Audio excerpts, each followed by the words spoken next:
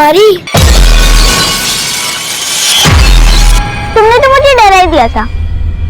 पता है आज स्कूल में ना सारी टीचर तुम्हें ढूंढ रही थी, लेकिन हमको तो पता ही था कि सरोज तुम कुछ बोल कर नहीं रही। बोलो ना कुछ। अरे सरोज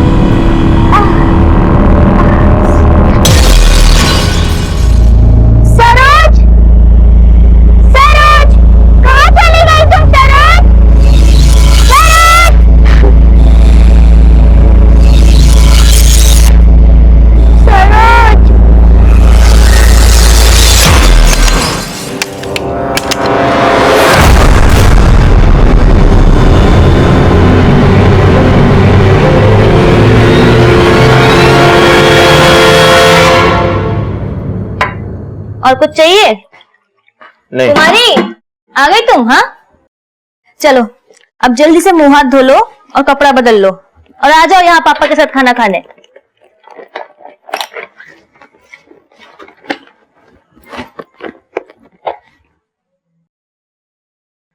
कुमारी ये क्या है? डब्बा फुल क्यों है? हम तो डब्बा खाए थे। तो ये क्या है? लेकिन सरोज तो हमारा डब्बा पूरा चट कर गई थी। सरोज?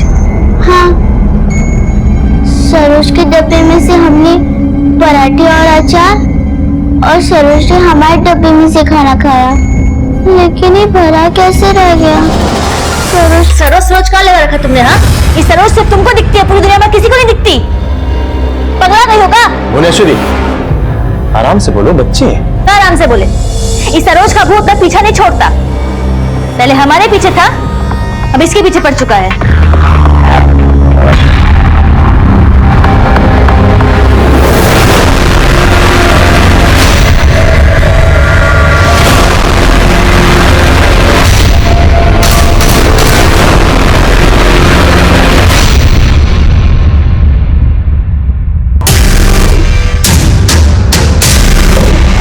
सर, एनएलसी स्कूल से एक बच्ची गायब हुई है। कौन बच्ची? एनएलसी? ये तो वही स्कूल है जहां सरोज पढ़ती थी। हाँ सर, और अभी जो बच्ची गायब हुई है उसका नाम कुमारी है। कुमारी? ये वही बच्ची है ना जिसके साथ सरोज खेल रही थी जब वो गायब हुई? Right sir. पहले सरोज और अब ये कुमारी, 7 दिन के अंदर अंदर एक ही स्कूल और मोहल्ले की 2 बच्चियां गायब। नमस्कार, आदाब। क्राइम पेट्रोल दस्तक में मैं इंस्पेक्टर आदिल खान आप सबका स्वागत करता हूं। जब भी हमें बच्चों से जुड़े केसेस इन्वेस्टिगेट करने के लिए मिलते हैं तो उन्हें जस्टिफाई करना हमारे लिए सबसे ज्यादा चैलेंजिंग होता है।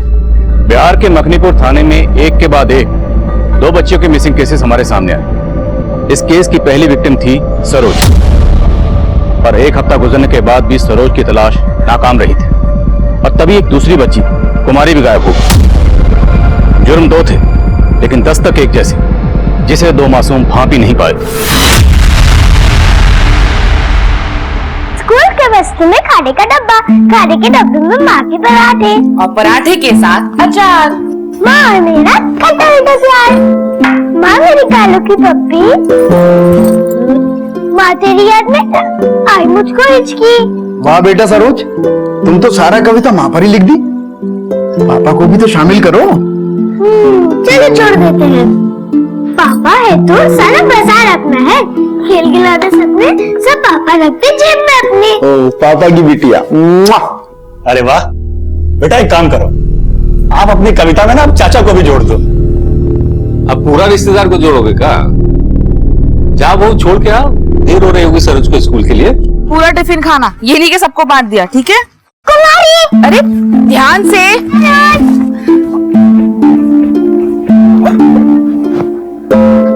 आज तुमने इतना टाइम क्यों लगा दिया? असल में ना माँ को टिफिन बनाने में टाइम लग गया। अच्छा माँ, मैं और कुमारी ना एक साथ चले जाएंगे। हाँ माँ, आप लोग घर जाओ, तीनों लोग चलते। तेरा ना दोस्त का बहन। कितना पक्का दोस्ती है ना दोनों का। अरे दोस्त का दोनों बहनें हैं, बिल्कुल फिल्म की तरह, 2 जिस्म एक जान।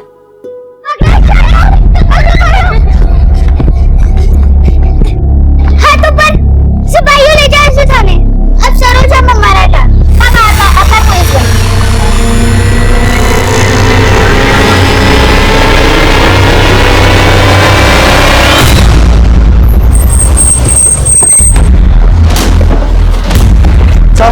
बच्ची यही खेल रही थी। आपका घर यहाँ से कितनी दूर है? सिर्फ 10 मिनट दूर। तो भाई पूछो आसपास।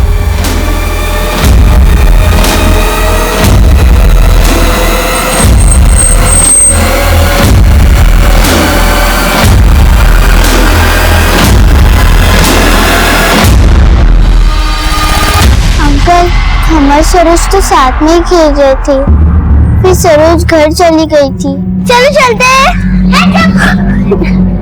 Bye bye Saroj. तुम्हारे बेटा, जब आप और सरोज वहां खेल रही थी तब आसपास कोई अंकल या आंटी थे जो आपको लगातार देख रहे हैं और आपको कुछ अजीब लगा हो या गलत लगा? नहीं, ऐसा तो कोई नहीं था। साहब, हम लोगों ने हर जगह तलाश किया पर कहीं भी कुछ मिला नहीं। रात हो गई, हमें बहुत चिंता हो रही। देखिए, आप फिक्र ना करिए, हम आपकी बच्ची को ढूंढने की पूरी कोशिश कर रहे हैं, मिल जाएगी। सर, घबरा उस एरिया को अच्छे से सर्च किया लेकिन सरोज का कुछ भी पता नहीं चला। देखो, घर से लेकर जहां पर बच्चियां खेल रही थी तकरीबन 10 मिनट का रास्ता है, तो मतलब साफ है, या तो बच्ची खुद अपनी मर्जी से कहीं चली गई है या फिर उसे किसी ने गायब किया है। एक काम करो, इस घर से लेकर जहां पर बच्चियां खेल रही थी पूरे रास्ते में सबसे पता करो, शायद किसी ने कुछ देखा। साहब, सरोज सिर्फ 10 साल की है, उसे कुछ भी हो गया तो। देखिए, आपकी बच्ची को कुछ नहीं होगा, आप हौसला रखिए, बच्ची मिल जाएगी आपकी। हम उसे ढूंढने की पूरी कोशिश करें, आप संभालिए ना।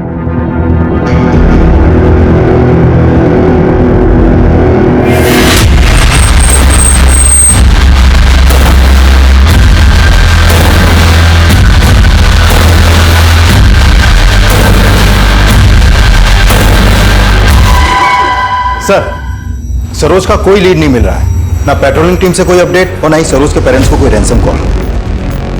तो एंगल दुश्मनी का होगा। सरोज के पेरेंट्स से मिलते हैं। कल रात से सरोज का कुछ पता नहीं चला और यहाँ किसी को परवाह ही नहीं है।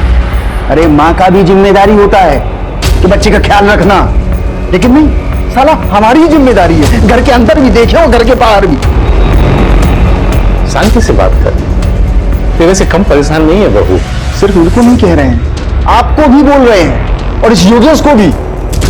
भैया, हम साहब, हमारी बेटी का कुछ पता चला? सरोज जहां खेल रही थी वहां से कोई क्लू नहीं मिला।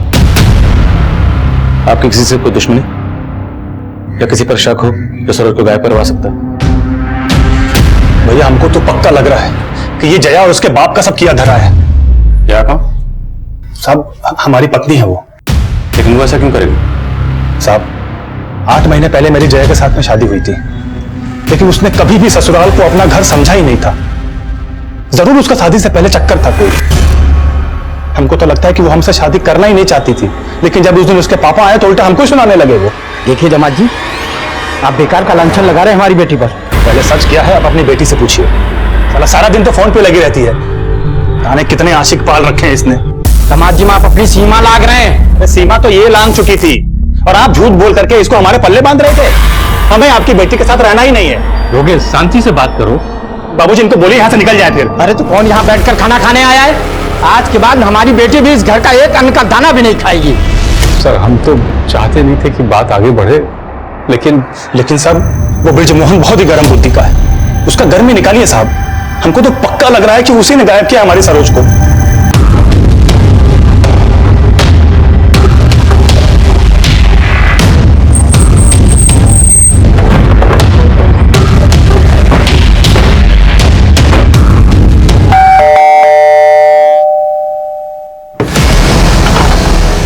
ब्रिजमोहन गुप्ता? जी सर। Search warrant. सर, किस बात की तलाशी सर?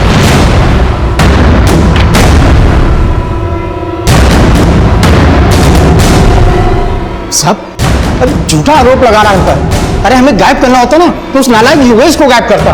देखो, अगर सरोज को कहीं और छुपा के रखा है तो अभी बता दो। सर, हम सच कह रहे हैं, योगेश जबरदस्ती हम पे झूठा इल्जाम लगा रहा है। साहब, हमारा दामाद बहुत पहुंचा हुआ खिलाड़ी है। जैसे उसका तलाक करवा रहे हैं ना, गुजारा भत्ता ना देना पड़े इसलिए पैतरे चल रहा है। आपको सर्च करना है, बेशक कीजिए, लेकिन बाद में आपको कहानी उल्टा ही मालूम पड़ेगा। सर, कुछ नहीं मिला।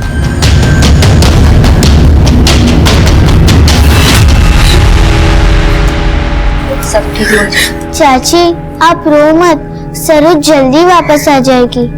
और पता है आज वो मेरे सपने में भी आई थी। वो एकदम अकेली बैठी हुई थी। उसके बाद ना हमारा नींद खुल गया। नहीं तो हम सरोज का हाथ पकड़कर आपके पास ले आते। चुप कर। सरोज के बिना ना ये कुमारी एकदम पगला गई है। इसका सपने के बारे में सुनकर ना हमको बड़ा फिक्र हो रहा है सरोज का।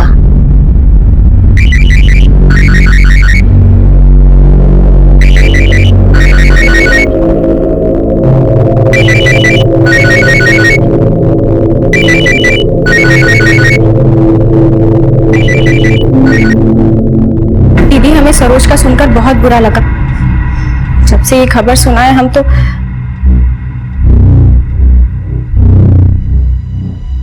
दीदी आप कुछ बोल क्यों नहीं रही है?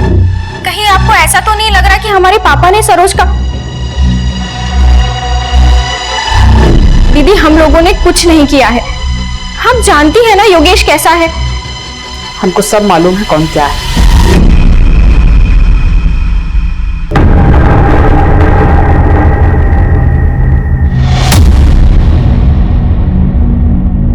कहाँ देख रहा है बे?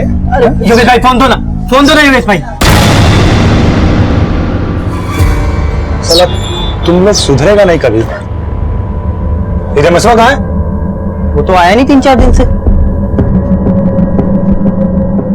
योगेश, सरोज का कुछ मालूम चला? नहीं भैया कुछ पता नहीं चला अभी तक, लेकिन जल्दी ये मालूम चल जाएगा। बताना। सर माना कि ब्रिजमोहन का मोटिव सरोज को गायब करने का है, लेकिन उसकी एक्टिविटीज और कॉल रिकॉर्ड्स में कुछ भी सस्पिशियस नहीं मिला है। सरोज के चाचा और चाची ने हमें जो कहानी सुनाई तो उसमें से किसकी कहानी सच्ची लगती है? हो सकता है दोनों गलतफहमी का शिकार हो। लेकिन दोनों एक दूसरे पर बढ़ चढ़ कर शक जता रहे हैं। कोई ना कोई तो गलत जरूर है। योगेश, उसकी बीवी और ससुर ब्रिजमोहन, तीनों को अच्छे से खंगालो और बाहर के एंगल भी। सरोज के स्कूल और मोहल्ले के आसपास में सबसे पता करो। 10 साल की बच्ची गायब हुई। किसी ना किसी का कोई ना कोई मोटिव तो जरूर रहा होगा। हम सरोज को ढूंढने की हर मुमकिन कोशिश में लगे हुए थे, लेकिन हम नहीं जानते थे कि सरोज की दोस्त कुमारी भी ठीक उसी तरह अनजान परिस्थितियों में गायब होने वाली थी। कुमारी के गायब होने से हम पर दबाव और बढ़ गया था, क्योंकि अभी तक हम सरोज को ढूंढने में नाकाम रहे। कुमारी की मिसिंग रिपोर्ट लिखवाते वक्त कुमारी के माँ बाप ने किसी पर शक नहीं जताया, पर कुमारी की दिमागी हालत से जुड़ी जो बातें सामने आई थी वो हैरान करने वाली थी। साहब, सरोज जब से गायब हुई थी ना, कुमारी अपना सुध-बुध ही खो बैठी थी। मतलब? साहब उसे सरोज का भूत दिखाई देता था। सरोज का भूत? सर दरअसल कुमारी सरोज से बहुत ज्यादा अटैच थी। जब से सरोज गायब हुई थी कुमारी को एक गहरा सदमा लगा था, और शायद इसी वजह से कुमारी सरोज को हेलुसिनेट करने लगी थी। हेलुसिनेट मतलब कुमारी को लगता था कि वो वाकई सरोज को देख रही है। साहब से दिखाई नहीं देती थी, वो अपने में बड़बड़ाती रहती थी, ऐसे जैसे सरोज से बात कर रही हो। एक दिन तो उसने बोला कि सरोज उससे बात करते करते उसका टिफिन का खाना खा गई। कुमारी, ये क्या है? डब्बा फुल क्यों है? लेकिन सरोज तो हमारा डब्बा पूरा चट कर गई थी। सर हम तो कुमारी को किसी अच्छे काउंसलर को दिखाना चाहते थे, लेकिन उसके पहले ही ये सब। देखिए जैसा आप लोग बता रहे हैं, उसे तो लगता है कि सरोज के जाने से कुमारी को गहरा सदमा पहुंचा था। कहीं ऐसा तो नहीं कि कुमारी खुद अपनी मर्जी से कहीं चली गई है? साहब इतनी छोटी सी बच्ची अपने आप कहाँ जाएगी? तो हो सकता है कुमारी को किसी ने गायब किया हो। आप लोगों को किसी पर शक है? नहीं साहब, हमको तो खुद कुछ समझ नहीं आ रहा है।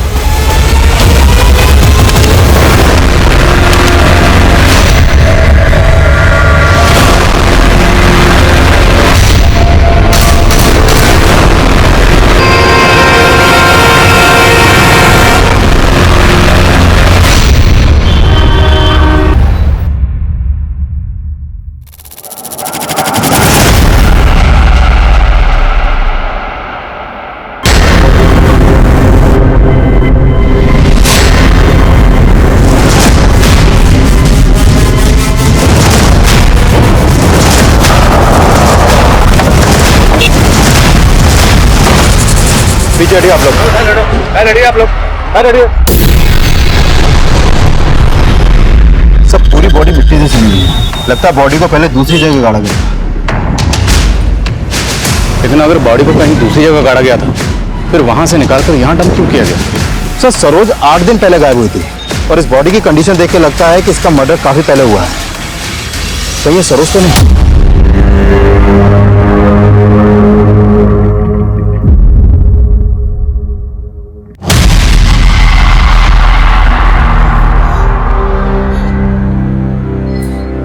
नहीं, ये हमारी सरोज नहीं हो सकती।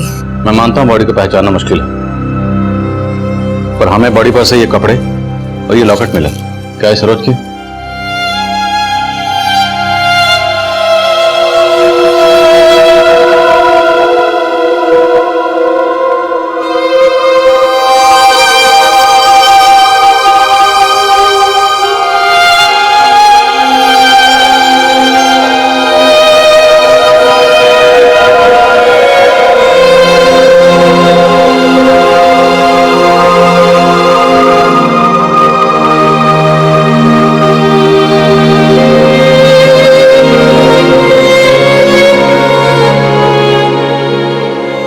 सरोज के पेरेंट्स ने बॉडी की शिनाख्त कर ली थी, लेकिन फिर भी हम बॉडी के डीएनए को सरोज के पिता से मैच करके कंफर्म करना चाहते थे। सवाल यह था कि अगर सरोज की डेड बॉडी को कहीं गाड़ा गया था, तो उस डेड बॉडी को वहां से निकालकर कहीं और डंप करके मुजरिम क्या साबित करना चाहता था? क्या यह हमें भटकाने की कोई चाल थी?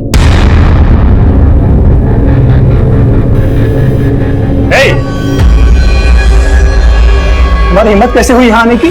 तुम्हारे लिए नहीं आए हैं, दीदी के लिए आए हैं। अच्छा, बड़ी हमदर्दी आ गई तुम्हें अब। जया, दीदी, सरोज। ये अपनी नौटंकी बंद करो, समझी तुम? और निकलो यहाँ से। नहीं तो क्या करोगे? हथकड़ी लगवाओगे? सुनो, अगर हम अपनी पर आ गए ना, तो हम तुमको हथकड़ी लगवाएंगे, समझे? नहीं, चलो तो ठीक है, निकलो अभी से। हथकड़ी लगवा, निकलो। हमने तो सोचा था आपसे मिलकर आपका दुख बांटेंगे, लेकिन हम आपसे फोन पर बात करते हैं।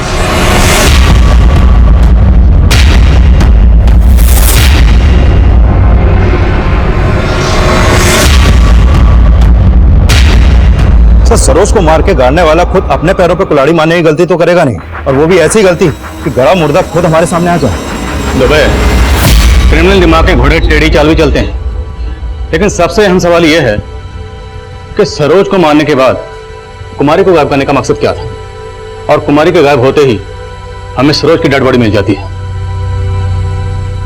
पक्का कोई गेम खेल रहा है। सब कुमारी के पेरेंट्स ने तो किसी पे भी शक नहीं जताया, लेकिन सरोज के माँ बाप ने सिर्फ ब्रजमोहन पे शक जताया है। और अगर मान भी लें कि सरोज की हत्या के पीछे ब्रजमोहन का ही हाथ है, लेकिन कुमारी को गायब करने के पीछे इसका क्या मकसद हो सकता है? बाहरी एंगल से कुछ नहीं मिल रहा, लगता अब हमें इनकी जड़ों में उतरना पड़ेगा। पता करो कि सरोज की डेड बॉडी को कहां गाड़ा गया था। सरोज की डेड बॉडी हमें इस ब्रांड की सीमेंट की बोरी में मिली थी, तो हो सकता है जहां पर डेड बॉडी को गाड़ा गया आसपास कंस्ट्रक्शन का काम चल रहा हो। इस ब्रांड की सीमेंट को सप्लाई करने वाले डीलर से मिलो और पता करो कि यह सीमेंट पिछले दिनों कहां सप्लाई हुआ। कभी कभी क्राइम सीन भी क्रिमिनल की लीड ले सकता है। जब से सरोज का सुने तब से लग रहा है कहीं कुमारी भी तो। भैया हमारी बात मानो या ना मानो, लेकिन जब से सरोज के बाद ये कुमारी गायब हुई है ना, हमको बार बार अंगद का शक्ल दिमाग में आ रहा है। मगर वो बात को तो बीते बहुत अरसा हो गया है। हम मानते हैं कि बहुत टाइम बीत गया है, लेकिन तभी अंगद को इन दोनों से कितना तकलीफ था, भैया आपने भी देखा था ना।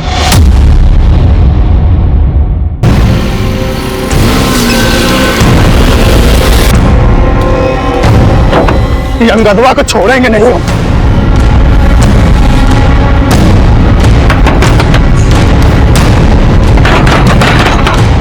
अरे क्या कर रहे तुम लोग? ले चल। अरे क्या हुआ? कहाँ सब? कहाँ कर रहे हो? अरे हमने कुछ नहीं किया। हेलो, सरोज को तो छोड़े नहीं, कुमारी कहाँ?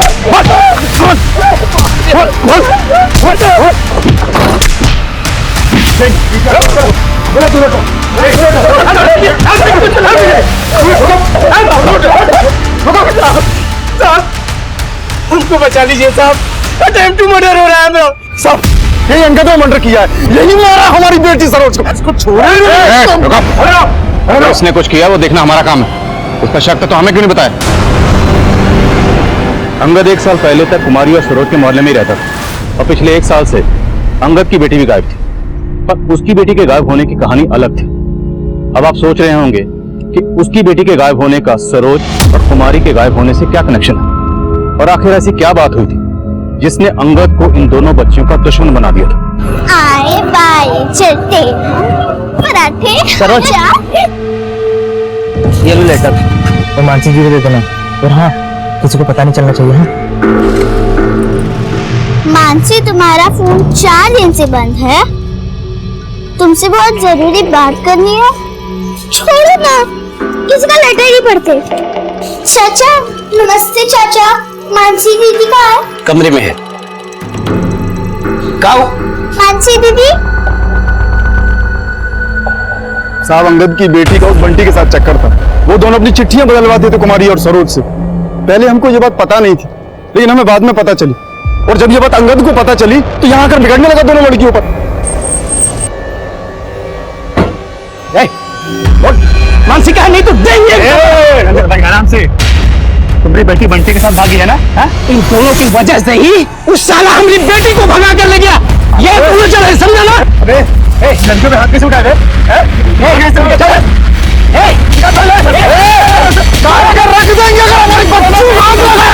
हमें तो लगता है साहब साल भर से गुस्सा पाल रहा था। ये काम उसी ने किया है। सरोज को तो आप बचा नहीं पाए, कुमारी को बचा लीजिए। उसे अंगद भाई के पास होगी कुमारी। साहब उस वक्त हमारी बेटी भाग गई थी। इसे गुस्से में आकर हमने उल्लू जुलूल बोल दिया। बोलने नहीं गया था। तेरा बस चलता तो उसी समय दोनों बच्चों को खत्म कर देता। नहीं साहब, ये बात को तो पूरे 1 साल हो गए। अगर हमको कुछ करना होता तो हम 1 साल पहले कर देते ना। कितना शातिर गेम खेला है तूने। पहले अपने बदले के लिए सरोज को खत्म करके उसको गाड़ दिया, और अब कुमारी को गायब करके सरोज की लाश को सड़क पे फेंक दिया ताकि तेरे पे शक ना जाए। आप हमारी बात को समझते काहे नहीं? हम कुछ नहीं किए। उन गुंडों के नाम बोल जिनके साथ तू 1 साल पहले उन दोनों बच्चों को खत्म करने गया था। आपको किसने बता दिया कि ये लोग गुंडे थे? वो लोग हमारे दोस्त थे साहब। उन दोस्तों के नाम बोल। साहब बताता हूँ। उनका नाम बंटी, ललन और गोविंद था।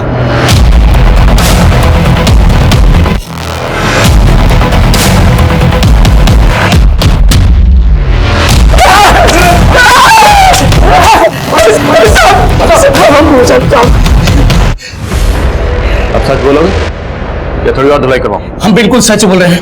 हमने कुछ नहीं किया। ये ऐसे नहीं मानने वाले। चलो रखो। अंगद और उसके साथी अपने बयान पर कायम थे और हम एरिया के कई हिस्ट्री शीटर्स को खंगाल चुके थे, लेकिन कुमारी की कोई लीड नहीं मिल रही थी और ना ही उस जगह का पता चल पाया था जहां सरोज को गाड़ा गया था। तभी सरोज की पोस्टमार्टम रिपोर्ट आई। सर, इस पोस्टमार्टम रिपोर्ट के मुताबिक सरोज की हत्या उसी दौरान हुई जब वो गायब हुई। उसको गला दबा के मारा गया और उसकी हत्या से पहले उसके साथ रेप भी किया गया है सर। Yes sir. उसकी बॉडी काफी टाइम से गड़ी हुई थी, इसलिए उसकी बॉडी से रेपिस्ट का डीएनए सैंपल नहीं मिल पाया। सरोज को रेप करके कत्ल कर दिया गया। हो सकता है कुमारी को भी इसी मकसद से गायब किया गया। सर, हमने एरिया के किसी भी हिस्ट्री शीटर को नहीं छोड़ा, सबको खंगाल डाला, लेकिन कुछ हाथ नहीं लगा। सर, आई एम श्योर ये रेपिस्ट उन बच्चियों के मोहल्ले का ही कोई है। बहुत हाथ पैर मारने पड़ेंगे, क्योंकि बॉडी पर डीएनए सैंपल्स नहीं है। मोहल्ले के एक एक आदमी की कुंडली निकालनी पड़ेगी। क्या? रेप?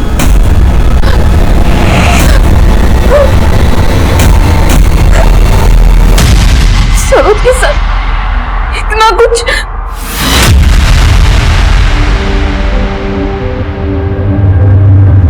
अंगद और ब्रिजमोहन, जिन पर तूने शक जताया था, उनसे तो हम पूछताछ कर ही रहे, लेकिन तुम्हारी नजर में कोई और ऐसा है जो बच्ची के साथ ऐसा कर सकता है?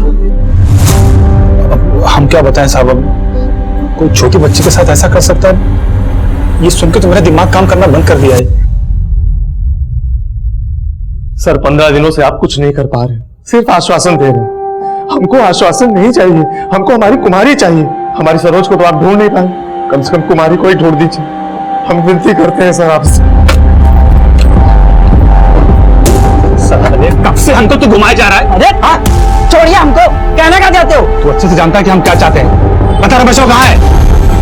रमेश बताया तो है तुमको, पटना गया है नौकरी के लिए, और तुम ना बेकार मुझ पर शक कर रहे हो।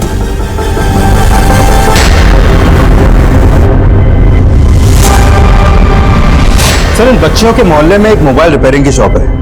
वो शॉप है संतोष चलाता है सर। पता चला है कि संतोष अपनी दुकान पे पॉर्न क्लिप्स बेचने और खरीदने का भी काम करता है। और सर, ये है रमेश। सर, इस रमेश का संतोष की दुकान पर काफी आना जाना था। 3 साल पहले इस पर रेप का चार्ज लगा था। तब ये सिर्फ 17 साल का था, इसलिए जुवेनाइल कोर्ट ने इसे बाल सुधार के लिए भेज दिया। ये अभी 3 महीने पहले ही वहां से बाहर आया है। सर, जब से सरोज गायब हुई है तब से इसका संतोष की दुकान पर आना जाना भी बंद हो गया है। उठाओ दोनों को। सर, तालाब के पास एक बच्ची की लाश मिली है। वो स्कूल ड्रेस पहन रखी है।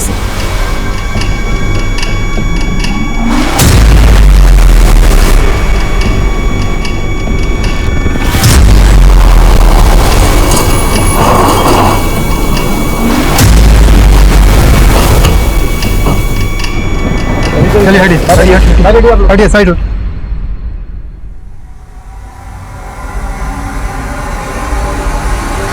अरे सरोज, कहाँ जा रही हो? सरोज रुको! सरोज! सरोज कहाँ जा रही हो? ना सरोज! सरोज! सरोज!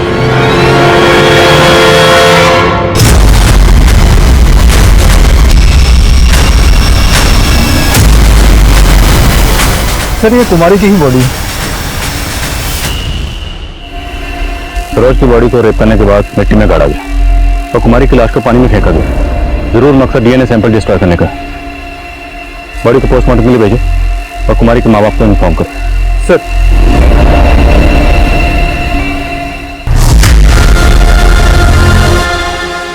कुमारी! सरोज की तरह हम कुमारी को भी रेप विक्टिम मान रहे थे और शक की बुनियाद पर हमने संतोष को उठा लिया था। लेकिन उसका दोस्त रमेश, जो रेप चार्ज में पहले भी अंदर हो चुका था, वो अब फरार था।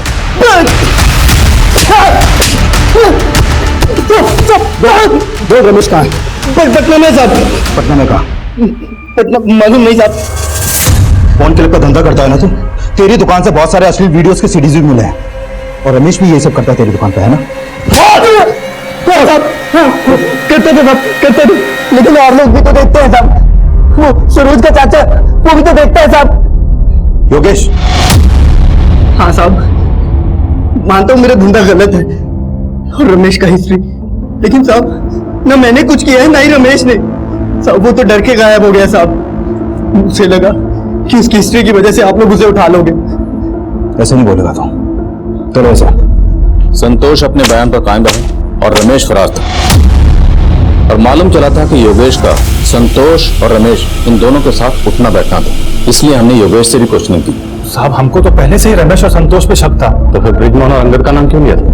वो इसलिए कि उनसे थोड़ी पुरानी पहचान थी हमारी और उनकी हरकतें भी कुछ ठीक नहीं थी साहब, इसलिए वो दोनों हमारे डाउट में थे। उनके ऊपर डाउट हो रहा था या उन पर डाउट डाल के खुद को डाउट से निकालना चाहते थे? हमने योगेश और संतोष से सच उगलवाने के लिए कई पैंतरे अपनाए, लेकिन फिर भी हमें वो जवाब नहीं मिल रहे थे जिसकी उम्मीद हम कर रहे थे। हमें लग रहा था कि सरोज की तरह कुमारी का भी रेप हुआ होगा, पर कुमारी की पोस्टमार्टम रिपोर्ट ने हमारे इस अंदाजे को गलत साबित कर दिया। कुमारी की हत्या भी सरोज की तरह गला दबाकर ही हुई थी और उसका रेप नहीं हुआ था। इन दोनों क्राइम्स के पीछे का कोई भी पुख्ता मोटिव हमारी नजर में नहीं आ रहा, लेकिन तभी एक ऐसा फैक्ट सामने आया जिसने हमें और भी उलझा कर रखी। सर, इस डीएनए रिपोर्ट में एक हैरान करने वाली बात सामने आई है। जो बॉडी उस सीमेंट की बोरी में मिली थी, उसका डीएनए सरोज के फादर घनश्याम से मैच ही नहीं करता है। लेकिन बॉडी पर जो कपड़े और लॉकेट था वो तो सरोज पे था और खुद सरोज के माँ बाप ने बॉडी की शिनाख्त की। इनसे डीएनए रिपोर्ट से साफ है कि सरोज घनश्याम की बेटी है ही नहीं। लेकिन उनके हावभाव से तो बिल्कुल नहीं लग रहा था कि वो सरोज की बॉडी नहीं होगी। तो फिर उन्होंने किसी और की बॉडी को सरोज की बॉडी क्यों कहा? चक्कर क्या है? हम बॉडी का डीएनए सरोज की मां से भी मैच करके देखना चाहते थे और जो नतीजा सामने आया उसने इस केस का रुख ही मोड़ दिया।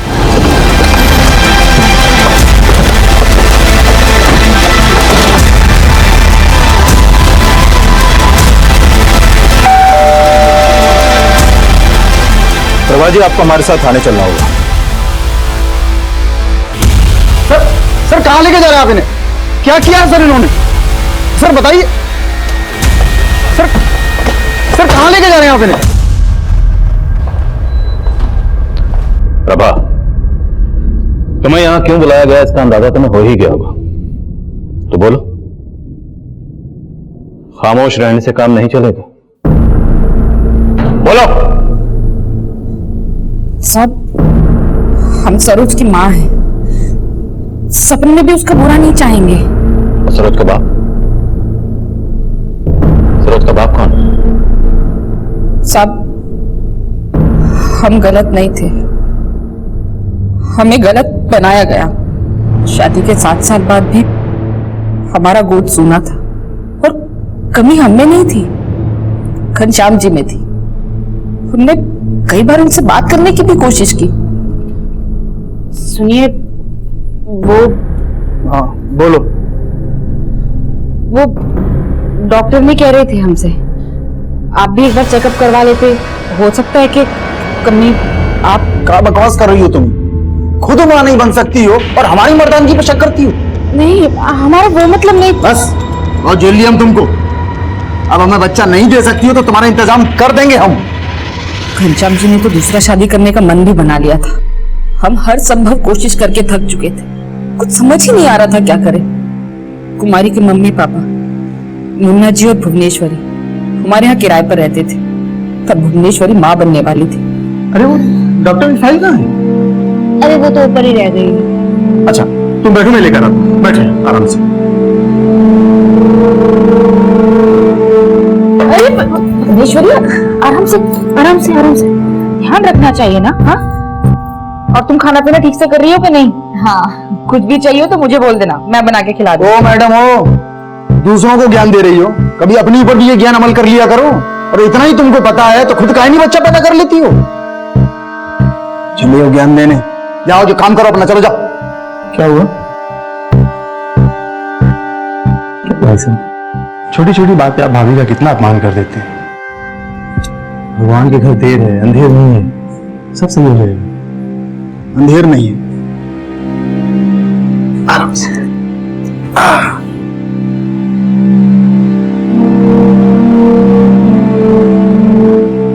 उस दिन मुन्ना जी में हमें एक हमदर्द नजर आया। हम गलत नहीं थे, मजबूर थे। कोई था ही नहीं हमें समझने वाला। मां न बनने के कलंक से बचने के लिए हमने खुद को कलंकित करने का सोच लिया था। हाँ भाभी, आपने बुलाया? हम जानते हैं कि ये कहकर शायद हम आपकी नजर में गिर जाएंगे।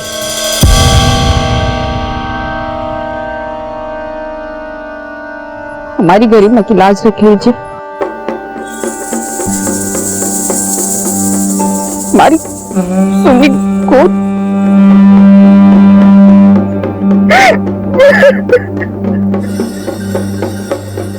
हम तो बस मां बनना चाहते थे और प्रेग्नेंट होने के बाद हमने मुन्ना जी से कोई रिश्ता नहीं रखा और ना ही मुन्ना जी ने कभी ऐसी कोई कोशिश की।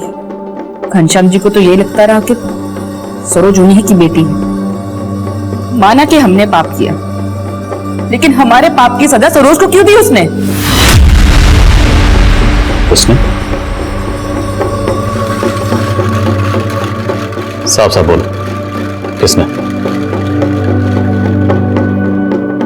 घनश्याम जी को कभी हम पर शक नहीं हुआ,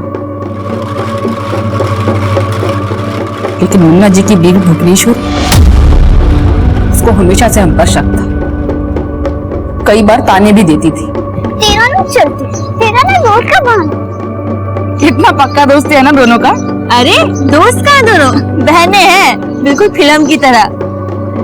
बस शकल ही अलग है दोनों की। सरोज और कुमारी का दोस्ती भी नहीं बाता था उसको। कुमारी, चुपचाप घर चलो। तुमको हमने कितनी बार बोला इस लड़की से दूर रहो, इसके साथ नहीं खेलना, छोड़ दो। चलो घर चुपचाप। अरे भुवनेश्वरी, क्या कर रही है? हमें ये बहुत अच्छे से पता है कि हम क्या कर रहे हैं। चलो। अरे चलो तुम। लेकिन खून तो एक ही था दोनों में। उनको अलग करते तो बुखार चढ़ जाता था दोनों को।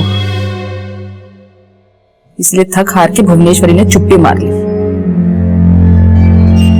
लेकिन जब सरोज गायब हुई तो हमें उसी पर शक हुआ।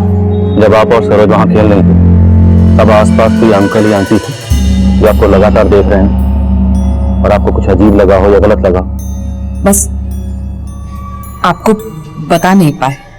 हमें बता नहीं पाई, लेकिन भुवनेश्वरी से तो बदला ले लिया ना। जिस वक्त जहां कुमारी का कत्ल हुआ उस वक्त वहां पर तुम्हारा फोन एक्टिव था।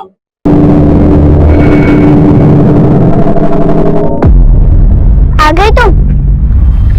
अब अपनी बच्ची से मत दिखाओ, बात करो हमसे। सरोज! सरोज! अरे सरोज, कहाँ जा रही हो? सरोज रुको! कहाँ गई तुम सरोज? चाची आप? चलो साथ। कहाँ ले जा रही चाची आप हमें? चाची! वही जा, तेरी माँ ने हमारी सरोज को पहुंचाया। क्या? सरोज हमें दिखती है, आपको नहीं दिखती क्या? हमें कहां से दिखेगी? तेरी माँ झुका गई इसे। हाँ, तू भी पगला गई। हमसे बहुत बड़ा गलती हो गया साहब।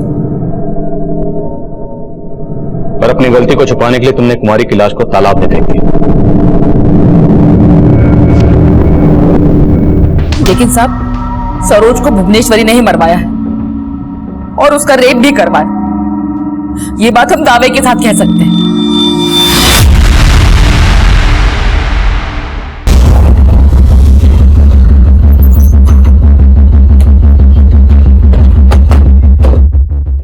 हाँ साहब, हम मानते हैं, ये हमें पहले से ही पता था।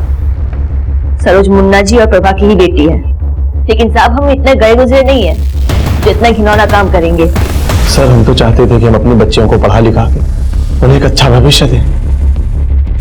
हमें कहाँ मालूम था कि उन दोनों बहनों का इतना बुरा अंजाम होगा। अच्छा, कहीं ऐसा तो नहीं कि तुम्हारी बीवी ने किसी से सरोज का रेप भी करवाया और मर्डर भी? साहब, हम कुमारी की कसम खा के कहते हैं, हमने सरोज के साथ कुछ नहीं करवाया।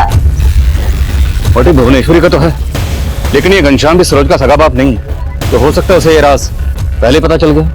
क्या सरोज हमारी बेटी नहीं है?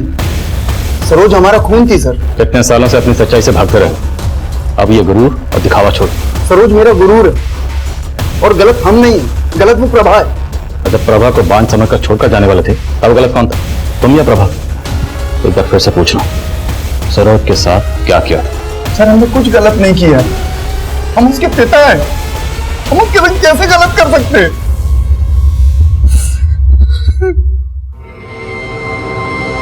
सरोज का मर्डर अब तक एक पहेली बना हुआ था, जिसके लिए हम हर एंगल को खंगाल रहे थे, और इसी बीच हमें रमेश का पता चला।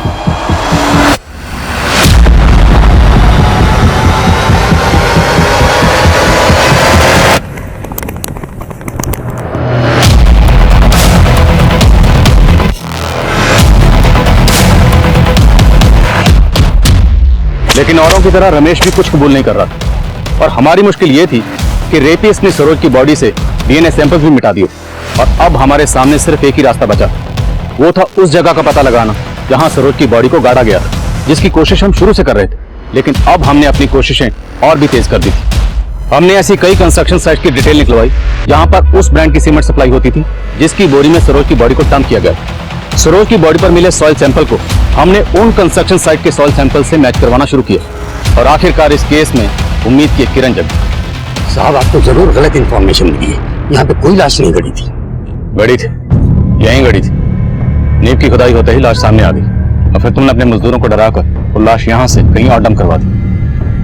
और वो लाश कहाँ गड़ी थी ये तुम खुद हमें दिखाओगे, या फिर इस बिल्डिंग को गिराकर हम ढूंढ ले वो जगह?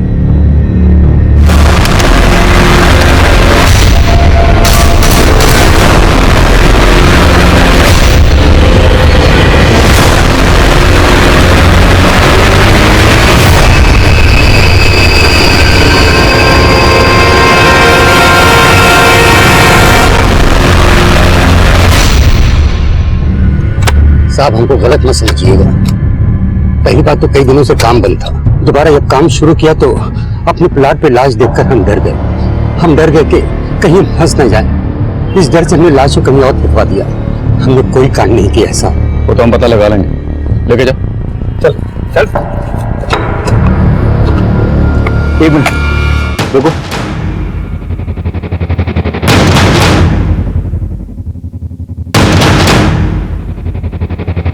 सर, इसे फॉरेंसिक में भेजो। सर कपड़ों के टुकड़ों में ये बाल भी मिले और फॉरेंसिक ने भी कंफर्म किया है कि ये बाल सरोज के ही हैं। लेकिन सर उस प्लॉट ओनर का सरोज से कोई कनेक्शन दिख नहीं रहा। इतना तोड़ने के बाद भी हमारे हाथ कुछ नहीं लगा। ये शाम को सरोज का कत्ल हुआ। उस शाम को उस प्लॉट की तरफ जाने वाले सभी रास्तों पर सीसीटीवी खंगाले। अगर सरोज की बॉडी को कहीं और से लाकर उस प्लॉट पर दम किया गया होगा तो सीसीटीवी से कोई ना कोई लीड जरूर मिलनी चाहिए। Okay sir. हमने क्राइम सीन के आसपास के सीसीटीवी स्कैन किए। सरोज की हत्या वाली शाम उस एरिया में एक ऐसी कार भी कैप्चर हुई जो हमें सरोज के अपराधी तक ले गई।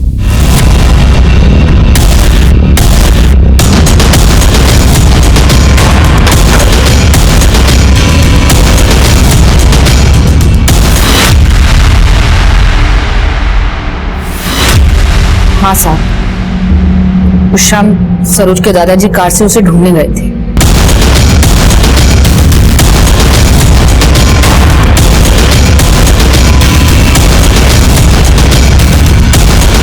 अठारह साल से तुम अपने ससुर को जानती हो, कभी शक नहीं हुआ? हमने तो कभी ऐसा सोचा भी नहीं, लेकिन एक बार जया ने बोला था।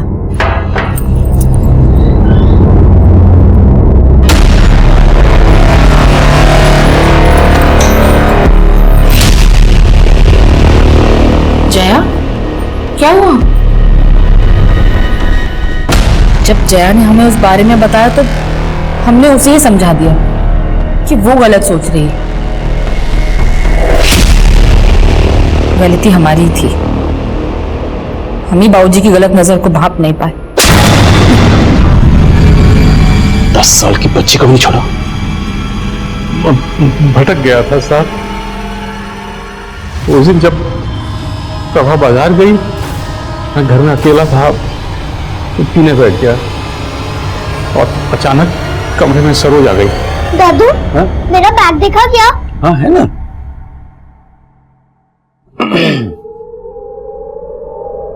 सरोज? हाँ दादू।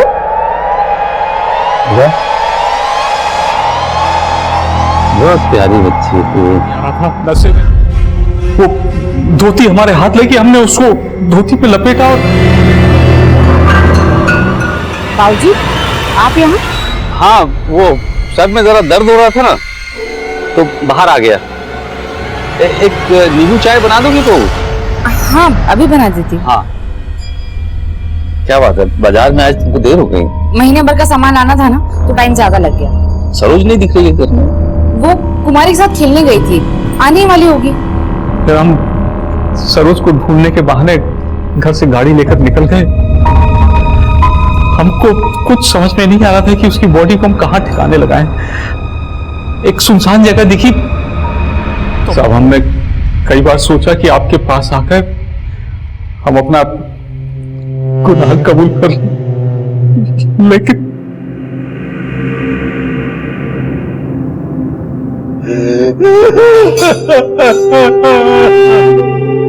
हम अपने बुजुर्गों को अपना आइडियल मानते हैं, अपना आदर्श मानते हैं, लेकिन सरोज के दादा ने जो हरकत सरोज के साथ की थी वो इतनी गिरी हुई थी, इतनी घिनौनी थी कि इंसानियत भी शर्मसार हो जाए। और हैरान करने वाली बात यह थी कि जब जया ने सरोज के दादा की गलत नजर की दस्तक को महसूस किया था, तब प्रभा ने उस दस्तक को जया की गलतफहमी बोलकर नकार दिया था। दूसरों के लिए हमारा नजरिया अलग अलग हो सकता है, पर कुछ नजरें ऐसी होती हैं जिनके पीछे बुरी नीयत की दस्तक होती है, और जब जब उस दस्तक को नजरअंदाज किया जाता है तब तब हमारे आसपास कोई ना कोई सरोज जरूर खतरे में होती है। अब देखते हैं हमारे आज के एपिसोड की दूसरी कहानी। हम पुलिस वालों के लिए हर एक केस शतरंज के खेल की तरह होता है। कोई भी एक गेम दूसरे गेम से नहीं मिलती। मैं सीनियर इंस्पेक्टर हिमांशु रावत। जब मैं सीतापुर में पोस्टेड था तो एक हैरत अंगेज केस आया मेरे पास, बिल्कुल इस शतरंज की खेल की तरह, बुरी तरह से बिखरा हुआ। हर एक मोड़ पे एक नया खतरा, एक नया चैलेंज। लेकिन मैं और मेरी टीम ने यह फैसला कर लिया था, इस बिखरे हुए केस को सुलझा कर रहेंगे। और एक और बात, जब इस केस से जुड़े क्रिमिनल्स के मोटिव्स जानेंगे ना, तो आप भी हैरान रह जाएंगे। ज्योति माता की, ज्योति माँ की, ज्योति माँ की, ज्योति माँ की। बेटा प्रणाम करो माँ को। प्रणाम माँ। बिजनेस फेल, घर में तनाव, जब तक अनुष्ठान नहीं करोगे तब तक यूं ही चक्कर काटते रहोगे। कारोबार में 10 लाख का नुकसान हो गया। ज्योति माँ का बताया उपाय अपनाया?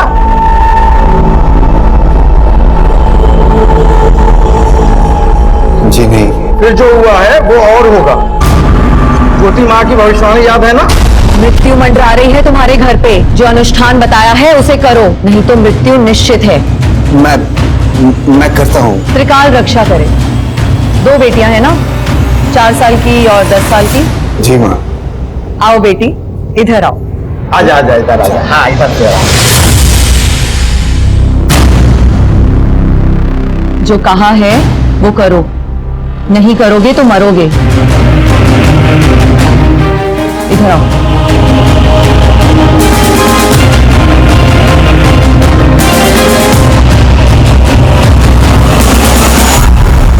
प्रणाम माँ। ज्योति माँ, उपाय तो सब किए लेकिन अभी तक कोई सफलता नहीं मिली। अरे पागल हो गए? ज्योति माँ पर उंगली उठा रहे हो? तुम्हारा इलाज जल्दी हो जाएगा, मन में कामना करो। जैसी आपकी आज्ञा माँ। ज्योति माता की, ज्योति माँ की।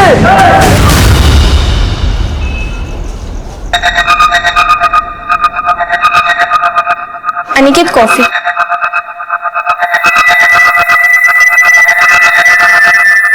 अनिकेत, मैं कुछ दिनों के लिए अपने मायके चली जाऊं?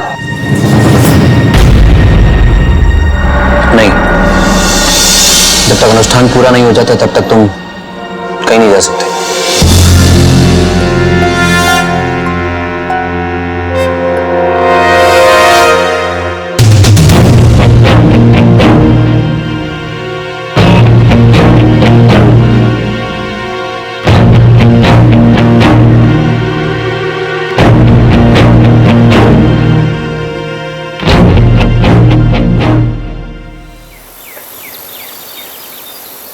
नीलम, बर्तन अच्छे से धोना। बिन्नी, बिन्नी, बिन्नी उठ जाओ। अरे स्कूल के लिए लेट हो रहा है बच्चा, जल्दी से उठ जाओ।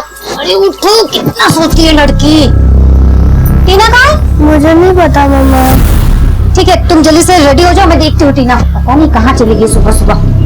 टीना, टीना, टीना।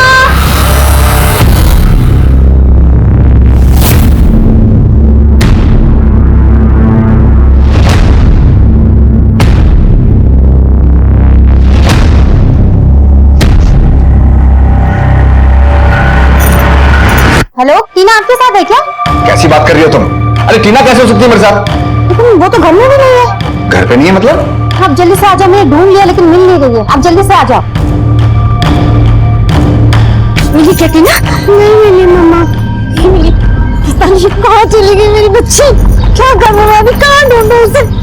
शोमिश, शोमिश, टीना नहीं मिली अभी तक। नहीं मिल रही है मतलब क्या? गई कहाँ वो? मुझे नहीं पता कहाँ गई वो। उसे ढूंढ के लाओ, मेरी बच्ची को ढूंढ के लाओ प्लीज। टीना को ढूंढ के लाओ प्लीज।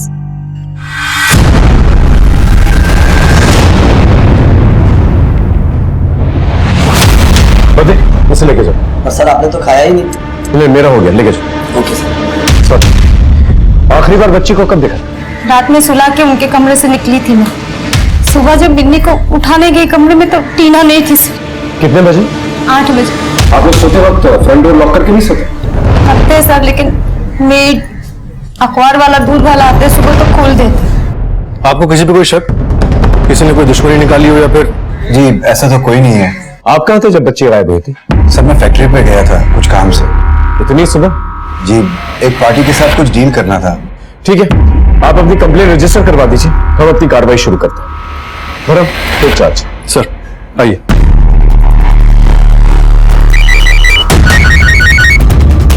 हाँ जी, अच्छा लेकिन अगली बार कॉन्टिनेंटल ट्राई मत करना।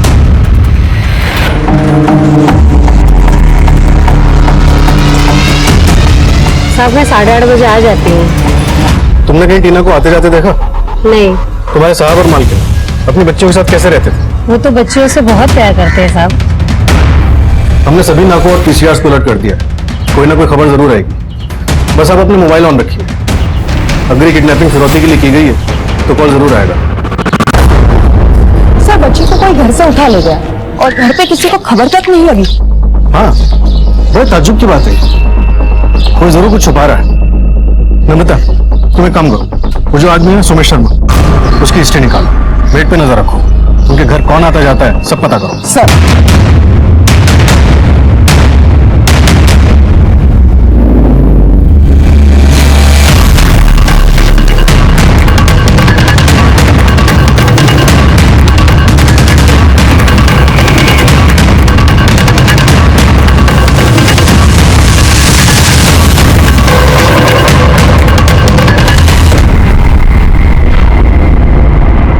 बॉडी को निकलवा।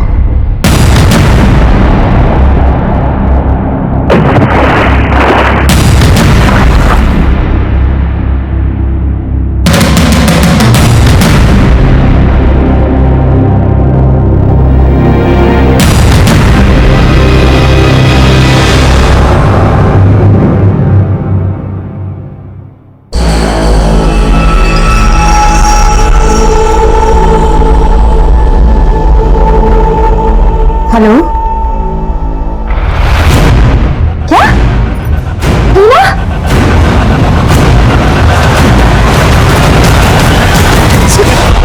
टीना,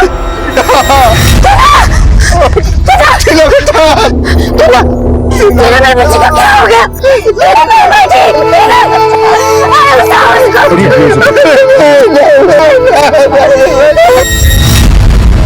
लड़की इस एरिया में अकेले तो नहीं आई होगी, बहुत सुनसान एरिया है, कोई ना कोई इसे लेकर आएगा। गर्दन पे स्ट्रैंगुलेशन मार्क्स है और मुंह के अंदर कपड़ा भी ठुसा हुआ है सर। इस पूरे एरिया को सर्च करवा, कोई ना कोई क्लू जरूर मिलेगा। सर जैसा आजकल हो रहा है, कहीं किसी ने इस लड़की के साथ कोई गलत काम करके तो यहाँ नहीं डाल दिया? अभी फिलहाल कह नहीं सकते। क्या हो गया हमारे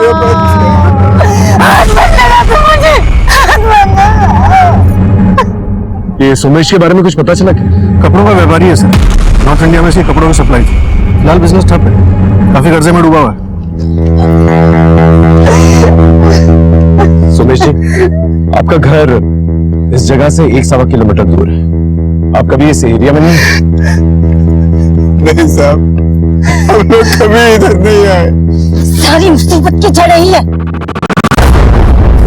उसको पता था मेरे बच्ची मरने वाली है, जादू तूने से मार दिया उसने। अब कलेजे में पड़ गई डंडे तुम्हारे।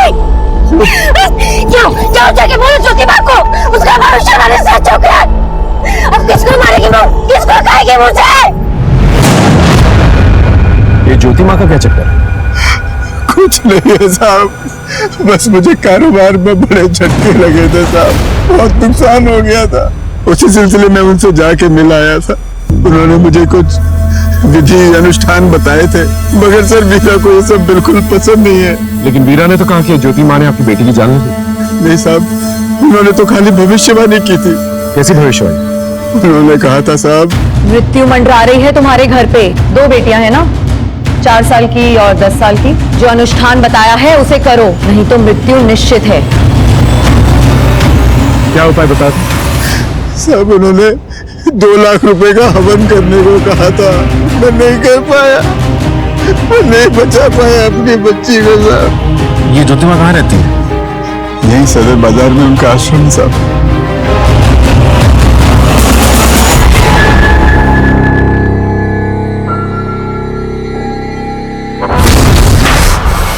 इस बार बात नहीं बनी, आगे ऐसा कब तक चलता रहेगा? बस अब ऐसा लगता है इसके बाद मुझे ही कुछ प्लान बनाना पड़ेगा।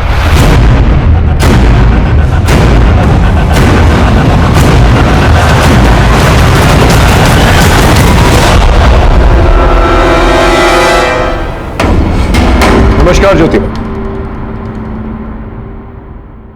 आपसे एक केस के सिलसिले में बात करनी थी। जी, हत्या हुई है उसकी, 4 साल की टीना शर्मा, आपके भक्त सोमेश की बेटी। सोमेश की बेटी ने प्राण त्याग दिए। बड़ी ही नेक बच्ची थी, आई थी कुछ दिन पहले हमारे आश्रम में। सोमेश को हमने बताया था कि काल मंडरा रहा है उसके ऊपर, शनि की वक्र दशा है उस पर। उसे निदान भी बताया था, लेकिन नहीं किया। आजकल तो लोग सिर्फ अपनी जेब ही देखते हैं। पर हत्या हुई है उसकी, तो इसे घर से उठा के ले गया और उसे मार डाला। आपने तो भविष्यवाणी भी की थी ना? क्या मैं जान सकता हूं आपको ये कैसे पता चला? अब थानेदार साहब, अपराध और कानून के बारे में तो हम आपको क्या ही बताएं, लेकिन हाँ, आपको ये जरूर बता सकते हैं कि ज्योति माँ सब जानती है, भूत भविष्य सब कुछ। माँ ज्योति के अंदर एक दिव्य प्रकाश समाया हुआ है जिससे कुछ भी नहीं छुपता। कानून का भी यही हाल है ज्योति। कानून से भी कोई भी मुजरिम नहीं छुपता। थानेदार साहब, हो गई आपकी बातचीत? ज्योति माँ, आपसे मंत्री जी मिलने आने वाले हैं। 2 मिनट। अरे मंत्री जी बहुत दूर से आ रहे हैं, प्लीज। ठीक है, नमस्कार। सर आपने बुलाया? हाँ करो, एक काम करो, ज्योति माँ के भक्तों की एक लिस्ट निकालो। तो ज्योति माँ उसका पति कोई ना कोई कांड जरूर कर रहा है, और ये भी पता करो कि ज्योति माँ आई कहां से, इसका बैकग्राउंड क्या है। सर ये कुछ 3-4 साल पहले आई थी। सोमेश और उसकी वाइफ के बीच में ज्योति माँ की वजह से अनबन चलती रहती है। सोमेश ज्योति माँ का बहुत बड़ा भक्त है, और उसी के घर में उसकी बेटी गायब होती है और उसकी हत्या कर दी जाती है। हमने एक एंगल तो टटोल लिया है, लेकिन बाकी एंगल टटोलना बाकी है। एक काम करो, सुमेश शर्मा और वीरा शर्मा के कॉल डिटेल्स निकालो। शायद इस किडनैपिंग और मर्डर के पीछे कोई पर्सनल एंगल भी हो सकता है। Right sir. भारतीय कानून बिल्कुल लॉजिक पर चलता है। उसके लिए 2 और 2 4 होते हैं, 5 नहीं। अब जरा आप ही सोच कर देखिए, एक बच्ची की मौत हो जाती है, सारे गवाह सारे सबूत हत्या की तरफ इशारा करते हैं, लेकिन फिर हमें यह सुनने में आता है कि किसी ने इसकी भविष्यवाणी की थी। जो अनुष्ठान बताया है उसे करो, नहीं तो मृत्यु निश्चित है। ज्योति माँ सब जानती है, भूत भविष्य सब कुछ। कहां जाता तर्क, कहां जाता लॉजिक? हर अपराध के पीछे एक दस्तक होती है। हम पुलिस वाले उस दस्तक को ढूंढकर असली मुजरिम तक पहुंचते हैं। सोमेश और वीरा के घर में जो कांड हुआ था, किसी ना किसी ने वो दस्तक जरूर सुनी होगी। लेकिन फिलहाल मैं आपको एक और बात बता देता हूं कि कहीं और एक जोरदार अपराध की दस्तक हो रही थी, जो इस खेल में हलचल पैदा करने वाली थी।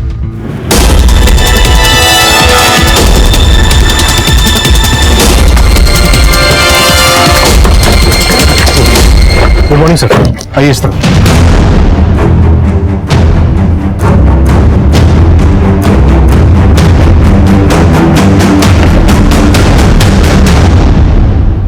अगर इस एरिया में कोई सीसीटीवी कैमरा है तो चेक कर, शायद हमें कोई क्लू मिल जाए। सर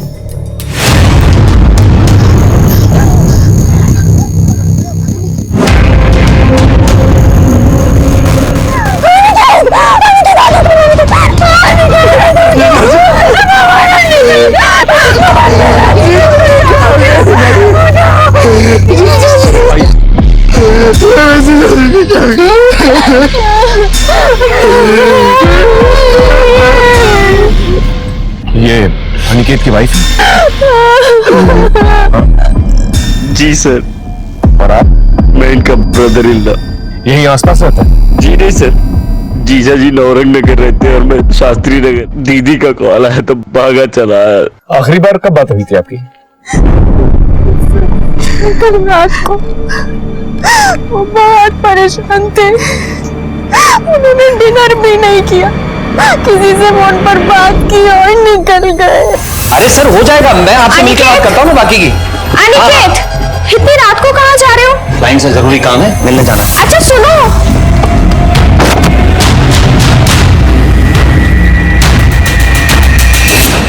बताया किससे बात हुई थी?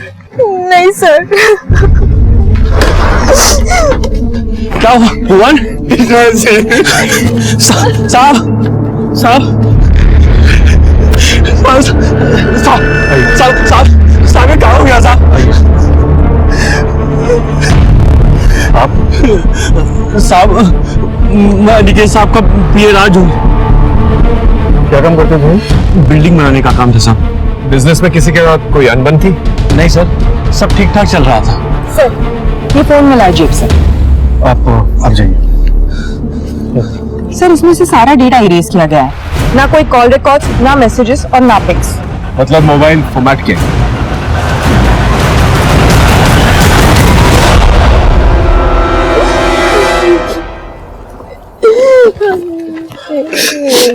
आपके पति ज्योति माँ के भक्त थे? हाँ सर, वो ज्योति माँ को बहुत मानते थे। सर उन्होंने मुझे कभी कुछ बताया नहीं, लेकिन सर वो कुछ दिनों से बहुत परेशान थे। Thank you. इस अनिकेत मिश्रा के सारे कॉल डिटेल्स चाहिए मुझे। ज्योति माँ और उसका आश्रम, कुछ तो बड़ा खेल चल रहा है शेर। पहले सुमेश की बेटी टीना और अब ये महज इत्तेफाक तो नहीं हो सकता, कोई ना कोई कनेक्शन जरूर है।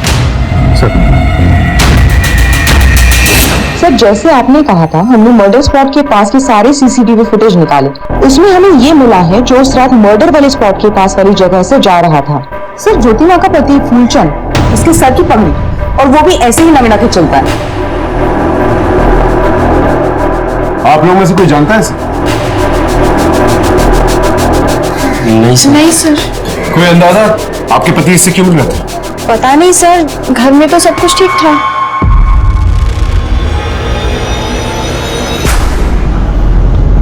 मम्मी, पापा उस रात टीना को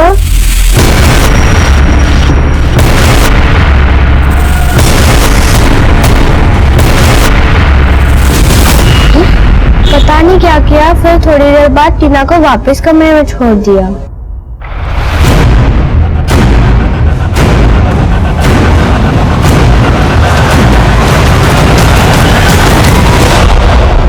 बिजनेस में सब सही था? जी सर। तुम कंपनी के अकाउंट्स भी देखते हो? जी। हाल फिलहाल में कोई लेन देन? वो तो सब चलता ही रहता सर।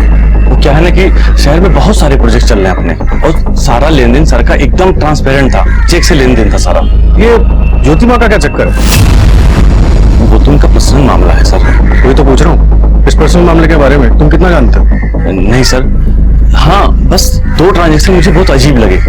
3 महीने पहले उन्होंने 5 लाख कैश निकलवाए, और फिर पिछले हफ्ते उन्होंने 1 लाख फिर कैश निकलवाए। सर घर के खर्चे के लिए मेरा खुद का अकाउंट है। अनिकेत मुझे कभी हाथ में कैश नहीं देते थे। आप गवर्नमेंट जॉब करते हैं? जी सर। कब से? 3 महीने हो गए सर ज्वाइन किए। इससे पहले क्या किया करते थे? इसके पहले सर अनएम्प्लॉयड था। ग्रेजुएशन के बाद गवर्नमेंट जॉब के लिए अप्लाई कर रहा था। 6 साल हो गए सर, अब जाके नौकरी लगी। खर्चा कैसे चलता है तुम्हारा? माँ बाप तो है नहीं, अनिकेत पैसे वगैरह देता था?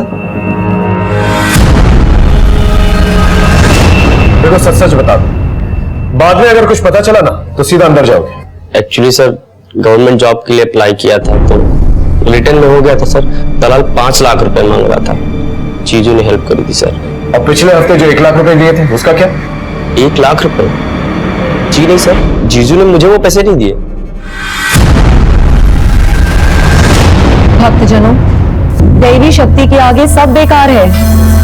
आज मैं आप सबको एक बात बताना चाहती हूँ। सोमेश और अनिकेत दोनों को मैंने चेतावनी दी थी, दोनों से मैंने अनुष्ठान कराने को कहा था, लेकिन दोनों ने ही मेरी बात नहीं मानी, और नतीजा आप सबके सामने है। ज्योति माँ की, ज्योति माँ की जय, ज्योति माँ की जय।